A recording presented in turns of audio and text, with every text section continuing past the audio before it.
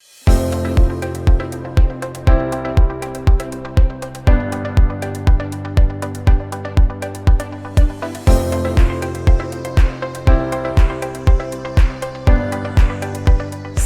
les mordus de ski!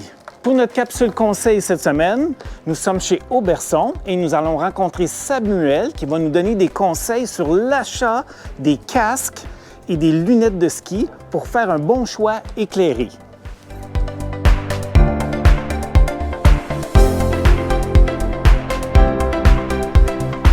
Salut les mordus de ski, je me présente Samuel. Aujourd'hui, je vais vous aider pour mieux vous conseiller lors de votre prochain achat de casques et lunettes. De plus en plus populaire, on va avoir les casques à lunettes comme ça ici, qui est très pratique lorsqu'on porte des lunettes de vue. Le casque, il nous permet de descendre la visière sans trop accrocher notre lunette de vue. Ça va être très confortable à ce niveau-là. Après ça, ça reste un casque complètement traditionnel avec l'ajustement à l'arrière, une clip à goggles si jamais on désire retirer la lunette et on va quand même avoir un système d'aération au niveau du casque. Sinon, les casques traditionnels avec lunettes traditionnelles existent toujours. Qu'est-ce qui est important de faire lorsqu'on achète le combo casque et lunettes? C'est vraiment de s'assurer qu'on ait un bon fit au niveau du casque et la lunette. On ne veut pas avoir de jour entre la lunette et le casque. Donc ça, toujours bien essayer la lunette avec le casque. C'est ça, dépendant des compagnies, chaque lunette et casque ont la même courbe ici qu'on voit ici. Hein? Exactement. Donc, même chose pour les casques un petit peu plus haut de gamme.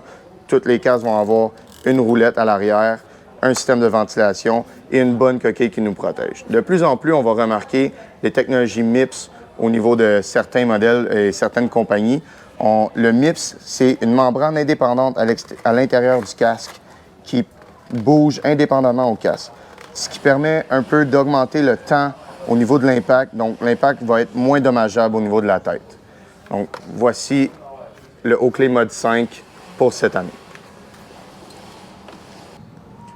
Donc, au niveau des casques, il va y avoir plusieurs modèles, des fois plus entrée de gamme, des fois un peu plus haut de gamme. Le prix varie selon plusieurs principes au niveau du casque. Souvent, il va y avoir une question de membrane extérieure. Il y a des membranes qui sont un petit peu plus lourdes, mais à la fois un petit peu plus protectrices au niveau de la tête, et des membranes un petit peu plus légères, qui font un casque qui est vraiment léger, mais ils sont un petit peu moins protectrices. Par contre, tous les casques qu'on a sur notre mur ici au magasin vont avoir passé les tests qu'il faut pour devenir un casque pour la pratique du ski. Après ça, un casque un petit peu plus haut de gamme. Comme j'avais dans les mains un petit peu plus tôt, ici, des fois, il va y avoir des petits gadgets comme une fermeture à aimant. Ensuite, un boa qui fait 360 au niveau du serrage de la tête, qui fait en sorte que c'est un petit peu plus confortable sur la tête. Et ensuite de ça, comme on peut remarquer, moi, je l'ai dans les mains, un petit peu plus lourd parce que la coquille est un petit peu plus haut de gamme. Aussi, il faut remarquer au niveau des entrées et des sorties d'air. Il y a des casques comme ceux-là ici qui n'ont pas nécessairement cette option. Donc, au niveau de la sortie d'air, on a tout le temps un flow continu dans le casque. Pour les personnes un petit peu plus feelers, bien, ça peut être un avantage à avoir sur notre casque.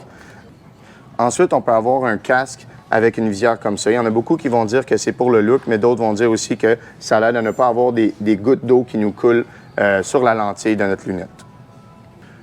Dans d'autres modèles de casques, il va y avoir des casques qui vont être à oreille dure, qu'on appelle, certifiés souvent FIS ici. Les casques FIS vont être pas mal mieux pour la compétition. En fait, ceux qui font de la compétition sont obligés d'avoir un casque qui est certifié FIS. Et souvent, ces casques-là viennent avec l'option de mettre une barre au niveau du menton pour protéger un peu. C'est le client souvent qui va aller faire de la gate en ski ou bien du snowboarder cross à ce niveau-là. Il y a toujours l'option à l'arrière de mettre la lunette attachée. Ensuite de ça, pour la grandeur des casques, c'est recommandé de les essayer. Des fois, on peut sentir qu'un casque est un petit peu lousse, mais en serrant l'ajustement à l'arrière du casque, comme j'ai parlé un petit peu plus tôt, le casque va juste venir super bien tomber sur la tête et bien ajusté à ce niveau-là.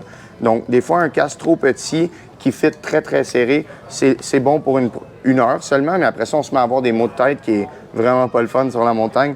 Donc, justement, aller chercher un casque de la bonne grandeur, c'est ce qui fait en sorte qu'on passe une super belle journée sur la montagne. Venez les essayer, c'est vraiment le secret pour avoir un bon casque qui fit bien. Alors, souvent, le monde pose la question, combien d'années on doit garder un casque? On suggère fortement au niveau de 5 ans pour la durée d'un casque. 5 ans, c'est quelqu'un qui va l'utiliser beaucoup. On va connaître beaucoup de soleil, différentes variations de température. C'est ce qui fait en sorte que la mousse à l'intérieur du casque va s'assécher un peu. Donc, fait en sorte qu'après une couple d'années, le casque ne répond plus comme il est supposé répondre à la base. Mais quelqu'un qui en fait un petit peu moins, qui le garde plus en dedans de la maison, toujours à la même température, on va pouvoir peut-être excéder ce 5 ans-là. Pour ce qui est des lunettes, les lunettes, il faut vraiment faire attention de choisir la bonne lentille qu'on va avoir pour notre ski sur la montagne. Toutes les compagnies vont faire des lentilles du plus clair au plus foncé. Souvent, nous, au Québec, la plus foncée, c'est pas nécessairement ce qu'on a de besoin, mais aller jouer dans du soleil-nuage avec une lentille un petit peu plus claire, c'est ce qu'on conseille beaucoup aux clients de nos jours. Plusieurs compagnies vont avoir des technologies pour faire ressortir le contraste sur la neige. Oakley, il y a une couple d'années, ont sorti Prism, qui rehausse vraiment le contraste sur la neige. Par contre, ça nous impose un filtre qui est rose à l'intérieur de la lunette. Certaines personnes, certaines aiment moins, mais au niveau de la vue, ça fait vraiment toute la différence en magasin. Ensuite de ça, pour les lentilles, vous allez me dire, ouais, bien, si je commande juste une lentille, comment je fais pour avoir une lunette qui fait super bien? Bien, il y a d'autres compagnies aussi que les lunettes sont super faciles à changer de lentille et ils vont venir déjà avec 2 lentilles dans la boîte. Donc, plus facile et plus pratique à ce niveau-là d'avoir une lunette comme ça. On va vraiment avoir toutes les lentilles possibles pour que ça fitte bien selon la température. Ensuite de ça, tous les lentilles viennent avec un filtre à l'intérieur pour l'anti-buée. C'est souvent un spray trempé ou des micro-rainures qu'il va y avoir dans les lentilles. C'est super important, dès que c'est un petit peu mouillé ou pas sec du tout, il ne faut pas essuyer l'intérieur de la lentille, sinon on change l'anti-buée dans la lunette et c'est là qu'on perd tout l'anti-buée qu'il va y avoir dans nos lunettes. Donc, alors, qu'est-ce qu'on fait à ce moment-là?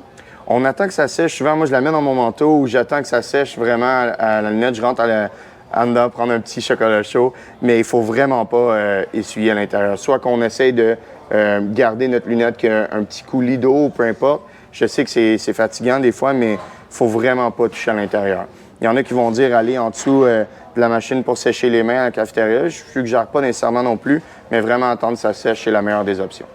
Donc, pour conclure le tout, je vous donne tous mes conseils ici, mais en fait, en magasin, on peut y aller vraiment plus approfondi sur les lunettes, sur les casques, tout ça. Donc, je vous conseille vraiment de passer en magasin, venez chercher nos conseils. Ici, dans le casque-lunettes, comme partout dans le ski, dans la planche, dans le vêtement, ça va nous faire plaisir de vous conseiller davantage. Puis, c'est vraiment l'idéal pour avoir un fit parfait pour tout notre équipement de ski. Sur ce, je vous souhaite bonne saison, les mordus de ski.